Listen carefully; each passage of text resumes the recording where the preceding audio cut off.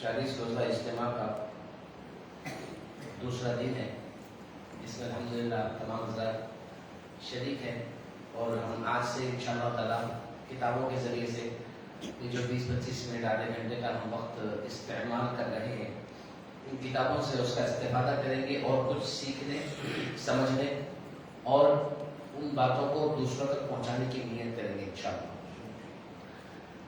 سب سے پہلے انسان کے لیے جو اللہ تعالیٰ نے اسے ایمان والا بنایا ہے تو اس کے عقائد کی درستگی، ایمان کا پختہ ہونا، کامل ہونا اس کے عقائد پر منحصر ہے، یعنی جس کے عقیدے پختے ہوتے ہیں اس کا ایمان بھی پختہ ہوتا ہے، اور جس کے ایمان کے کمزور ہونے کی نشانیاں بزرگوں نے بتائی ہے وہ حقیقت میں اس کے عقیدوں کی کمزوری ہے۔ یعنی آسان الفاظ میں یہ سمجھے کہ ایمان کا دار و مدار عقیدوں پر ہے۔ اگر عقیدے اچھے ہیں، پختے ہیں، صحیح ہے تو ایمان بھی پختہ ہے، صحیح ہے۔ اگر عقیدے کمزور ہے تو پھر بندے کا ایمان بھی کمزور ہے۔ اسی لیے بتایا گیا کہ مومن وہ ہے جو غیب پر ایمان لاتا ہو، یعنی اس کو یہ نہیں چاہیے دلیل کہ یہ کیسے ہو سکتا ہے، وہ کیسے ہو سکتا ہے۔ ایمان والا وہ ہے جو بغیر دلیل کے اللہ کو اور اس کی قدرت کو مان لے، اور جب بغیر دیکھے ہم نے اللہ کو مان لیا تو اس کے قدرت کو ماننے میں کیا انکار؟ تو قدرت تو اس کی ہمیں نظر آ رہی ہے، یہ کائنات کی ہر شے، ہر چیز اللہ کی قدرت کی، اس کی طاقت کی گواہی دے رہی ہے۔ تو لہٰذا اس کتاب کے ذریعے سے جو الفاظ استعمال کیے گئے اس کو ہم سمجھیں گے کہ واضح ہو کہ دنیا میں انسان کے لیے سب سے بڑی نعمت ایمان و اسلام ہے، کہ اس کی بدولت دنیا میں بھی خیر و برکت اور کامیابی و کامل نصیب ہوتی ہے، اور آخرت میں بھی بخشش و نجات، یعنی ہمیشہ کا عیش اور ہمیشہ کا آرام حاصل ہوگا، یعنی دولت ایمان کی وجہ سے۔ ایمان اگر ہے تو انسان کو دنیا میں بھی کامیابی ہے، آخرت میں بھی کامیابی ہے۔ اگر ایمان نہیں ہے تو ہو سکتا ہے کہ دنیا میں کامیابی مل جائے، جیسا کہ ہم دیکھتے ہیں بہت سارے غیر مسلمین ہیں جنہوں نے ایمان نہیں لایا، اللہ اس کے رسول کو، قرآن کو نہیں مانتے، لیکن بڑی آسائش کی، آرام کی، سکون کی زندگی گزارتے ہیں۔ ان کے پاس مال و دولت بھی ہے، جائیداد بھی ہے، خوشیاں بھی ہے، ہر چیز ہے۔ آقا کریم صلی اللہ علیہ وسلم نے مومنوں کو ان لوگوں کی طرف دیکھ کر اپنے دل کو کمزور یا ایمان کو کمزور نہ کرنے کے لیے ارشاد فرمایا، الدنیا سجن المؤمن و جنت الکافر، فرمایا کہ دنیا مومن کے لیے قید خانہ اور کافر کے لیے جنت ہے۔ فرمایا جس طرح مومن کو آخرت میں جنت دی جائے گی، ہر نعمت دی جائے گی، تو یہ ہو سکتا ہے کہ کافر کو دنیا ہی میں سب کچھ دے دیا جائے۔ اگر کوئی کافر دنیا میں پرسکون، خوشحالی کی اور عیش و عشرت کی زندگی گزار رہا ہے تو یہ اس کے کامیاب ہونے کی نشانی نہیں ہے، بلکہ یہ دنیا ہی کی حد تک ہے، آخرت میں اسے کوئی حصہ ملنے والا نہیں۔ اور مومن وہ ہوتا ہے کہ اسلام اور ایمان لانے کی برکت سے اللہ تعالیٰ اسے دنیا میں بھی کامیابی عطا فرمائے گا اور آخرت میں بھی کامیابی نصیب ہوگی۔ بس اسی لیے دونوں جہاں کی سعادتیں اسی نعمت ایمان و اسلام سے وابستہ ہے۔ بس ہر عاقل و بالغ مرد و عورت پر لازم ہے کہ اول ایمان و اسلام کی حقیقت کو جانے، عقائد سے واقفیت حاصل کرے، پھر اعمال و عبادات میں مشغول ہو جائے اور دونوں جہاں کی سعادتیں حاصل کرے۔ یعنی اعمال اور عبادتوں میں درستگی سے پہلے عقیدوں میں درستگی ضروری ہے۔ عقیدے مضبوط ہے، عقیدے پختہ ہے، عقیدے اچھے ہیں تو پھر اعمال بھی قابل قبول ہے اور عبادتیں بھی قابل قبول ہے۔ اور عقیدے پختہ نہ ہوں گے تو ایمان ہی پختہ نہیں ہوگا، جب ایمان ہی پختہ نہیں ہوگا تو پھر عبادتیں کون سی قبول ہوگی، اعمال کون سے قبول ہوگی؟ کیونکہ ایمان لانے کے بعد ہی بندے کے نیک اعمال قبول کیے جاتے ہیں۔ یاد رہے کہ جب تک عقائد درست نہ ہو، نماز، روزہ، حج، زکوٰۃ، صدقات وغیرہ اعمال ضائع چلے جائیں گے، کیونکہ بغیر درستگی عمل، عقائد یعنی عقائد کی درستگی کے بغیر کوئی عمل و عبادت قابل قبول نہیں۔ اور بغیر عمل و عبادت کے نعمت ایمان سے کامل بہر اندوزی محال ہے، چونکہ ایمان کی حقیقت عقائد صحیحہ میں چھپی ہوئی ہے، لہذا اس لیے عقائد کے بیان کے ذریعے سے اس کتاب کا آغاز کیا جا رہا ہے، کیونکہ جہاں سے بنیاد ہے وہیں سے انسان شروع ہو۔ عقائد درست ہوں گے تو ظاہر سی بات ہے ایمان میں پختگی رہے گی، تو ایمان کی پختگی کے لیے عقائد کا بہتر ہونا، جاننا اور سمجھنا ضروری ہے۔ تو آج سب سے پہلا بیان شروع ہوتا ہے عقائد کا۔ عقائد کے بیان کے لیے ہم نے 2 کتابیں سلیکٹ کی ہے، ایک تو ہماری جامع نظامیہ کی کتاب اہل خدمات شرعیہ جو مشہور ہے، اور ایک کتاب ہے حضرت امام اعظم ابو حنیفہ رحمۃ اللہ علیہ کی لکھی ہوئی شرح الفقہ الاکبر کے نام سے ایک کتاب ہے، جو حضرت امام اعظم ابو حنیفہ رحمۃ اللہ علیہ کی کتاب ہے۔ اس میں عقائد کے بہترین الفاظ استعمال کیے گئے عقائد کی پختگی کے لیے، حضرت امام اعظم رحمۃ اللہ تعالیٰ علیہ کی لکھی ہوئی کتاب۔ تو انشاءاللہ ان 2 کتابوں سے ہم عقائد کے بیان کی طرف جائیں گے، اور ساتھ ہی ساتھ کیونکہ ہمیں اشراق تک کے حصے میں ہی معاملے کو نپٹانا ہے، کیونکہ اگر یہ معاملہ لمبا ہو گیا تو پھر لوگ بولیں گے بھائی لمبا کس طرح خاموش نماز پڑھ کے چلے جائیں گے۔ تو کام کیا بولتے ہیں نا، وہ انگلش میں جملہ ہے شارٹ اینڈ سویٹ، بولے مختصر ہو اچھا ہو، تو وہی ہمارے لیے بہتر ہے انشاءاللہ۔ 20-25 منٹ بہت ہو آدھا گھنٹہ ہوگا، لیکن اس میں ہم 2-3 چیزیں کور کریں گے، ایک تو عقائد مسائل وغیرہ کو بھی اس میں لیں گے، اور پھر اس کے ساتھ ساتھ ہم اس میں دعائیں حدیثیں جو ضروری ہمارے لیے ہے وہ بھی دیں گے، اور موقع بہ موقع جو میری فکر ہے کہ نمازوں کی درستگی کے لیے نمازوں کے اندر کے اذکار درست ہونا ضروری ہے، اس پہ بھی ہم 5 منٹ صحیح روزانہ اس پہ ہم پڑھیں گے، ہم سب مل کر پڑھیں گے، تاکہ ایک دوسرے کا سن کر دوسروں کی غلطیاں صاف ہو جائے۔ سب سے پہلے عقائد کا بیان، شریعت کے ضروری کاموں جو دل سے ماننے سے متعلق ہے، ان پر دل میں پکا، ان کے تعلق سے دل میں پکا یقین اور پورا بھروسہ رکھنے کا نام عقیدہ ہے۔ عقیدہ کس کو کہتے ہیں؟ لفظ عقیدہ یعنی جس چیز کا ہمیں دل میں مکمل کامل بھروسہ ہو، اس سے کہتے ہیں عقیدہ۔ عقیدے سے ہی بنتی ہے عقیدت، یعنی ہمیں کسی سے عقیدت ہے، محبت ہے، ہم کسی کا احترام کرتے ہیں، پیر و مرشد کا احترام کرتے ہیں، کسی بزرگ عالم کا احترام کرتے ہیں، ماں باپ سے عقیدت و محبت ہوتی ہے۔ تو یہ عقیدہ عقیدت سے، یعنی جس کے دل میں جس کے تعلق سے دل میں پورا یقین ہو، پورا اعتماد ہو، بھروسہ ہو، تو اس کا نام کیا ہے؟ عقیدہ یا اعتقاد۔ اور عقائد جمع ہے عقیدے کی، عقیدہ یعنی ایک اور عقائد یعنی بہت سارے۔ تو اللہ، سب سے پہلے اللہ جو ہمارا مالک ہے، ہمارا خالق ہے، جس کی ہم عبادت کرتے ہیں، جو ہمارا پالنہار ہم کو پیدا کرنے والا ہے، کون ہے؟ آپ سے پوچھا جائے کہ اللہ کی تعریف کرو تو آسان الفاظ میں جو بزرگوں نے کیا ہے، تمام عالم کا پیدا کرنے والا جو اپنی ذات و صفات میں یکتا ہے، اس کا نام اللہ ہے۔ تمام عالم کا پیدا کرنا۔ اچھا، عالم کس کو کہتے ہیں؟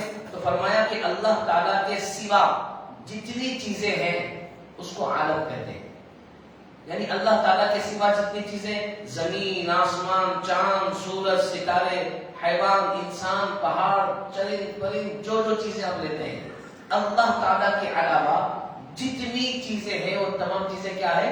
عالم۔ اور ان تمام چیزوں کو کس نے پیدا کیا؟ اللہ نے پیدا کیا۔ یہ اللہ کی تعریف۔ دوسرا ہے ایمان، یعنی اللہ پر ایمان لاتے ہیں۔ تو ایمان کس کو کہتے ہیں؟ اللہ اور اللہ کے رسول کی اور اللہ کے پاس سے رسول کے ذریعے آئی ہوئی چیزوں کی دل سے تصدیق اور زبان سے اقرار کرنے کا نام ایمان ہے۔ اللہ کی اور اللہ کے رسول کو ماننا، اللہ کو ماننا، اللہ کے رسول کو ماننا، اور آقا کریم صلی اللہ علیہ وسلم کے ذریعے سے جو احکامات، جو ارشادات اللہ سبحانہ و تعالیٰ کی ہم تک پہنچے ہیں، ان تمام چیزوں پر یقین رکھنا، بھروسہ رکھنا، اس کو قبول کرنا، اس کا نام ہے ایمان۔ اب نمبر 3 ہے ارکان ایمان۔ ایمان کس کو کہتے ہیں؟ یہ تو ہم نے سنا کہ اللہ کو ماننا، رسول کو ماننا، اس کے احکامات کو ماننا، یہ ایمان ہے۔ اب ایمان کے 2 رکن ہیں۔ ایک ہے دل سے تصدیق کرنا، یعنی دل میں ہمارے یہ بھروسہ ہونا، یہ یقین ہونا کہ میں جو کہہ رہا ہوں اللہ ایک ہے، رسول سچے ہے، وہ بالکل حق ہے، اس میں شک کی گنجائش نہیں۔ اور دوسرا ہے زبان سے اقرار کرنا، یعنی جو ہماری زبان پر ہوگا وہی ہمارے دل میں ہوگا، جو ہمارے دل میں ہوگا وہی ہماری زبان پر ہوگا۔ ایسا نہیں کہ زبان پر کچھ اور ہے دل میں کچھ اور ہے، یا دل میں کچھ اور ہے زبان پر کچھ اور ہے۔ اس طریقے کے ایمان کی مکمل ہونے کے لیے اس میں اس چیز کی گنجائش نہیں، جو زبان پر وہی دل میں ہونا لازم و ضروری ہے۔ تو زبان سے اقرار کرنا یعنی اعمال صالحہ اگرچہ رکن ایمان نہیں لیکن موجب کمال و رونق ایمان ضرور ہے۔ مومن کسے کہتے ہیں؟ اب ہو گیا دیکھیے ایمان لانے والے کی بات۔ ایمان جس نے لایا یعنی جس نے کلمہ طیبہ یا صفت ایمان مجمل یا صفت ایمان مفصل کو زبان سے پڑھے اور دل سے اس کے معنی کی تصدیق کرے، اس کو مومن کہتے ہیں۔ مومن یعنی ایمان لانے والا۔ اب ایمان بندہ کیسے لائے گا؟ اللہ سے رسول کی اور ایمان مفصل میں جو چیزیں ہم پڑھتے ہیں وہ ملائکتہ و کتبہ و رسلہ والیوم الآخر والقدر خیرہ و شرہ من اللہ تعالی والبعث بعد الموت، فرشتوں پر، کتابوں پر، رسولوں پر، قیامت کے دن پر، اچھی بری تقدیر پر، پھر مرنے کے بعد دوبارہ اٹھنے پر، ان تمام چیزوں پر ایمان لانے والے کو کہتے ہیں مومن۔ مومن یہ لفظ کو استعمال یاد رکھیں آپ۔ ایک تو ہو گیا ایمان، اور ایمان ایکسپٹ کرنے والے کو، ایمان لانے والے کو یعنی ایمان اپنے پاس رکھنے والے کو کہیں گے مومن۔ اب کلمہ طیبہ لا الہ الا اللہ محمد رسول اللہ، اللہ کے سوا کوئی معبود نہیں، محمد صلی اللہ علیہ وسلم اللہ کے رسول ہے۔ ایمان مجمل یعنی مختصر انداز میں ایمان کا ذکر کرنا، مجمل یعنی مختصر۔ کیا ہے؟ ایمان لایا میں اللہ پر جیسا کہ وہ اپنے ناموں اور صفتوں کے ساتھ ہے، اور میں نے اس کے تمام احکام قبول کیے۔ یہ مختصر الفاظ میں اللہ پر ایمان لانے کا دعویٰ ہے، اعلان ہے۔ مختصر الفاظ میں ایمان لایا میں اللہ پر جیسا کہ وہ اپنے ناموں اور صفتوں کے ساتھ ہے، اور میں نے اس کے تمام احکام، مختصر الفاظ میں بولیے تمام احکام۔ اب رسول کو بھیجے اس پہ بھی ایمان لایا، قیامت آنے والے اس پر بھی ایمان لایا، جتنے احکامات ہیں ان تمام احکامات پر ایمان لایا۔ یہ ہے ایمان مجمل، مختصر الفاظ میں ایمان کی دلیل دینا یعنی ایمان کا اظہار کرنا۔ تو یہ دو چیزیں وہ آپ اپنے ذہن میں رکھیں، دو تین چیزوں کو آج کے لیے۔ نمبر ایک کہ عقائد کی درستگی لازم و ضروری ہے۔ دوسرا یہ کہ ایمان کے دو رکن ہیں، دل سے تصدیق کرنا، زبان سے اقرار کرنا، اور کلمہ طیبہ اور اس کا ترجمہ، اور ایمان مجمل اور اس کا ترجمہ۔ اب آپ اپنے طور پر آج کے دن کے لیے، آج ہم تمام لوگ اپنے گھروں میں یا پھر اپنے دن بھر کی مصروفیت میں ان دو چیزوں پر محنت کریں، یعنی کلمہ طیبہ کس کس کو یاد ہے؟ ہمارے گھر کے بچوں میں ان کو پڑھائیں، اس کا ترجمہ سنیں۔ ایمان مجمل کس کس کو ہمارے گھر میں یاد ہے، ہمیں یاد ہے یا نہیں ہے، اس کو ہم پڑھیں، سنیں، بچوں سے پوچھیں، بچوں سے سنیں، اس کا مطلب بچوں کو سمجھانے کی کوشش کریں کہ کیا مطلب ہے ایمان مجمل کا، تاکہ اس طور پر ہمارے لیے آسانی پیدا ہو، اور ہم جو ہے سو اپنے بچوں کے درمیان میں بھی ان چیزوں کو داخل کرنے والے یعنی عقیدے کو اور ایمان مجمل کے ذریعے سے ان کو کچھ سمجھانے کی کوشش کر سکے۔ باقی انشاءاللہ تعالیٰ کل ایمان مفصل، کیونکہ ایمان مفصل میں تفصیلی طور پر ایمان کا ذکر ہے، تو کل انشاءاللہ تعالیٰ ایمان مفصل کا ہم ذکر کریں گے، پڑھیں گے، اس کو یاد بھی کریں گے، سمجھنے کی بھی کوشش کریں گے۔ اب آئیے اس کا دوسرا جو مرحلہ ہے ہمارے پاس وہ ہے دعاؤں کا۔ روزمرہ کی زندگی میں ہمارے پاس کیا ہے؟ آج کل دیکھیں آپ، ہمارے آقا کریم صلی اللہ تعالیٰ علیہ وسلم نے، اللہ کے نبی صلی اللہ علیہ وسلم نے جو ہمیں تعلیم دی ہے، اس میں ہمارے نبی نے ہمیں اپنی زندگی کے ہر کام سے پہلے ہمیں دعائیں سکھائی ہیں۔ اگر ہم اپنی زندگی میں خوب برکتیں چاہتے ہیں، یا پھر یہ الفاظ اگر میں کہوں کہ اگر ہم 24 گھنٹے عبادت میں رہنا چاہتے ہیں، 24 آورس، 24 گھنٹے اگر ہم عبادت میں رہنا چاہ رہے ہیں، تو اس کے لیے سب سے بہترین آسان طریقہ جو ہمارے بزرگوں نے ہمیں بتایا وہ یہ ہے کہ ہم ہمارے نبی صلی اللہ علیہ وسلم کی سکھائی ہوئی تمام دعاؤں کا اہتمام کریں۔ جس کی چھوٹی سی مثال میں آپ کے سامنے دوں، اگر کوئی بندہ سوتے وقت دعا پڑھ کے سوئے گا، نیند لگ جائے گی، صبح اٹھ کر دعا پڑھے گا، تو جتنی دیر تک وہ سویا ہے اللہ پاک اس کو سونے کا ثواب عطا فرمائے گا، یعنی سونے پر بھی نیکیاں۔ اب اس کے علاوہ یہاں تک کہ بزرگوں نے بتایا کہ جو بھی آپ عمل کرو گے، باہر نکلتے وقت کی دعا گھر سے، آپ گھر سے باہر نکلو گے دعا پڑھ کر نکلو گے، جتنی دیر تک آپ باہر کام کاج کرتے رہو گے، گھر کے باہر رہو گے، واپس آ کر دعا پڑھنے تک جتنی دیر آپ باہر رہے اس کا آپ کو ثواب دیا جائے گا، کیونکہ آپ دعا کا اہتمام کرتے ہوئے سنت کے مطابق عمل کیے۔ مسجد میں داخل ہوتے وقت دعا پڑھے، جتنی دیر مسجد میں رہیں گے اس کا ثواب تو الگ ہے ہی، لیکن دعا کی برکتیں، دعا کا ثواب اجر انشاءاللہ تعالیٰ الگ سے دیا جائے گا۔ تو اس طریقے کہ ہماری زندگی کا ہر عمل جو کچھ بھی ہم کرتے ہیں ان تمام چیزوں میں اجر و ثواب پانے کے لیے سب سے بہترین طریقہ جو بتایا ہے ہمارے بزرگوں نے اور خود آقا کریم صلی اللہ علیہ وسلم نے، وہ ہے دعاؤں کا اہتمام، جس سے ہم بہت دور ہوتے جا رہے ہیں، جس پر ہمیں خاص طور پر توجہ کرنے کی ضرورت ہے۔ تو لہٰذا اس کا ہم آغاز کریں گے، کہاں سے کریں گے؟ سب سے پہلے کریں گے سوتے وقت کی دعا۔ سوتے وقت کی دعا بڑی آسان ہے۔ اب آپ خود غور کریں گے کل رات میں ہم سوئے، کتنے لوگ دعا پڑھ کے سوئے؟ ہم کہیں دور نہیں جائیں گے کہ سوچیں گے کل کی بات، ہم سو کے اٹھ کے صبح آئے نا بستر سے یہاں پہ اٹھ کے الحمدللہ اللہ کا شکر ہے۔ تو اب آپ سوچیں کہ میں اور آپ سوچیں کہ ہم سوتے وقت دعا پڑھے یا نہیں پڑھے۔ اگر نہیں پڑھے تو کتنی آسان دعا ہے، بچپنے میں یاد کرے سے دعا سب کو یاد ہے، لیکن اس کے باوجود بھی شیطان ہم کو دعا پڑھنے نہیں دیا، کیونکہ شیطان کو معلوم انہیں دعا پڑھے تو سو نیند تو پوری ہو جاتی، نیکیاں بھی مل جاتی ہے، ثواب بھی مل جاتا، نبی کی سنت پر عمل ہو جاتا، لہذا اس کو ثواب سے روکو، اس کو نبی کی سنت پر عمل کرنے سے روکو۔ کیا کرو؟ دعا پڑھنے نہ کرو، ہمارے ذہن سے دعا نکل جاتی۔ لیکن جب ہم یہ چیز کی عادت بنا لیتے ہیں نا تو خود بخود بستر پہ لیٹتے ہی ہماری زبان سے دعا نکل جاتی۔ اب جب ہم گھر میں ماحول بناتے تو ہمارے بچے خود ہمارے کو یاد دلاتے، بابا آپ دعا نہیں پڑھے، بابا اپن دعا نہیں پڑھے، دعا پڑھنے کی سوتے وقت اس طریقے کا ماحول بن جاتا، شیطان کو شکست ہو جائے۔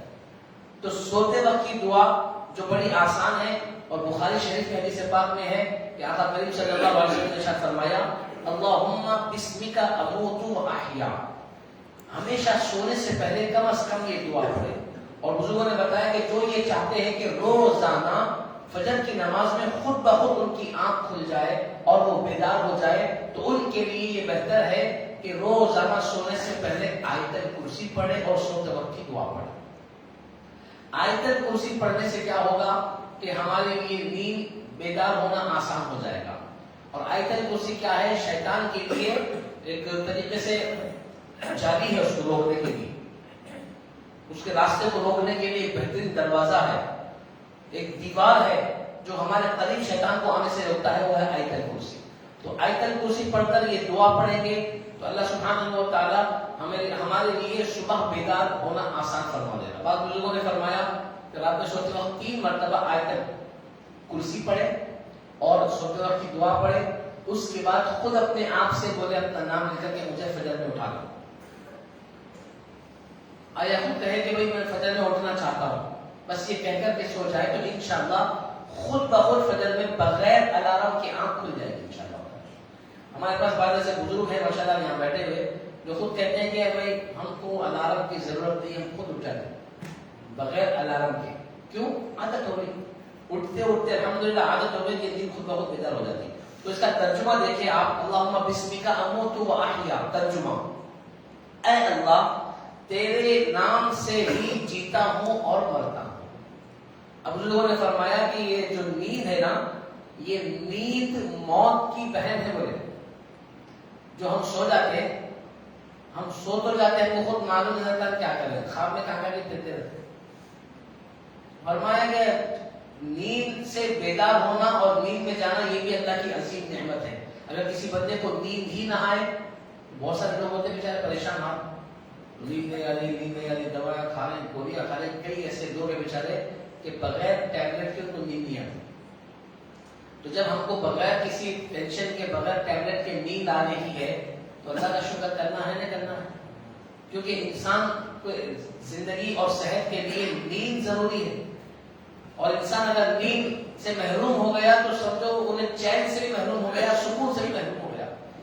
تو اس لیے اللہ کے رسول صلی اللہ علیہ وسلم نے یہ دعا سکھائی ہے کہ اللہ سے ہم عرض کریں کہ اللہ تیرے ہی نام سے میں جیتا ہوں اور مرتا ہوں، میں سو رہا ہوں تو تیرے ہی حکم سے، میں بیدار ہوں گا اٹھوں گا دوبارہ تو تیرے ہی حکم سے۔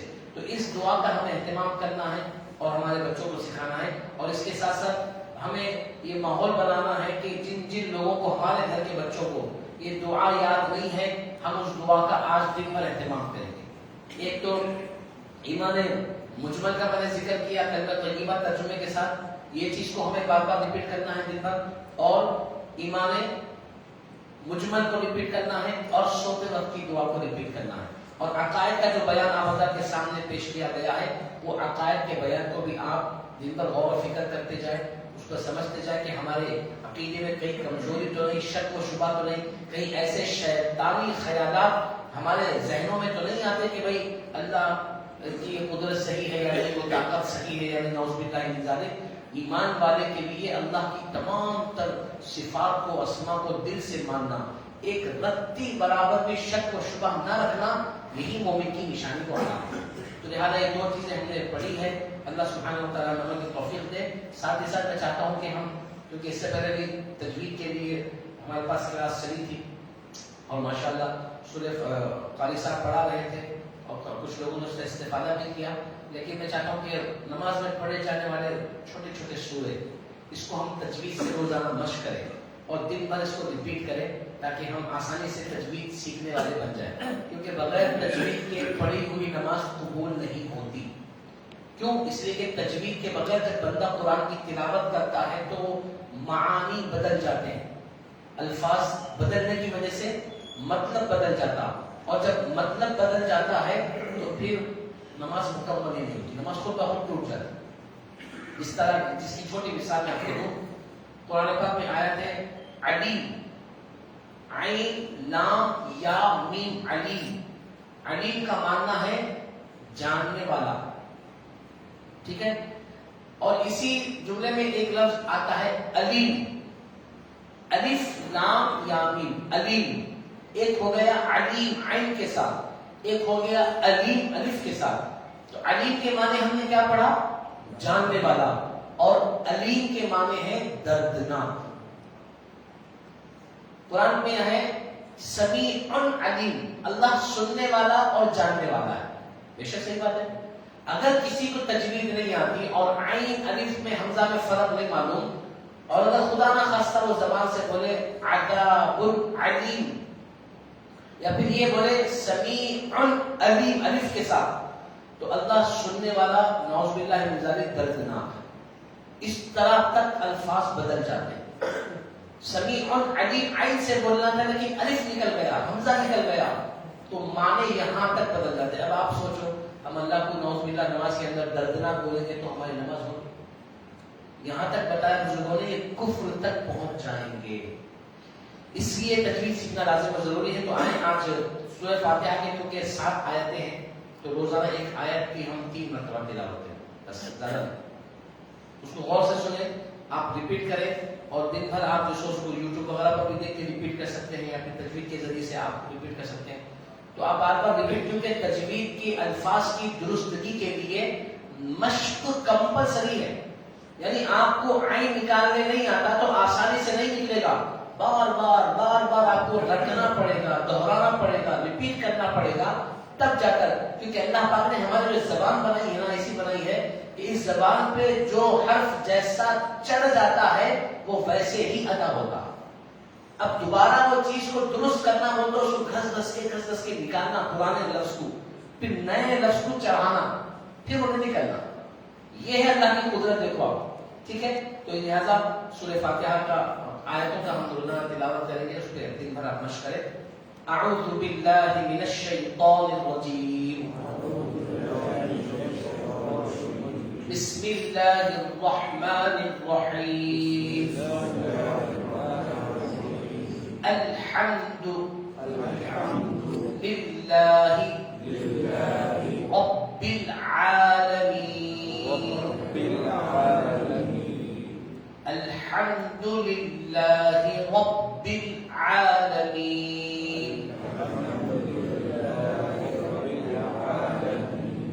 الحمد للہ رب العالمین۔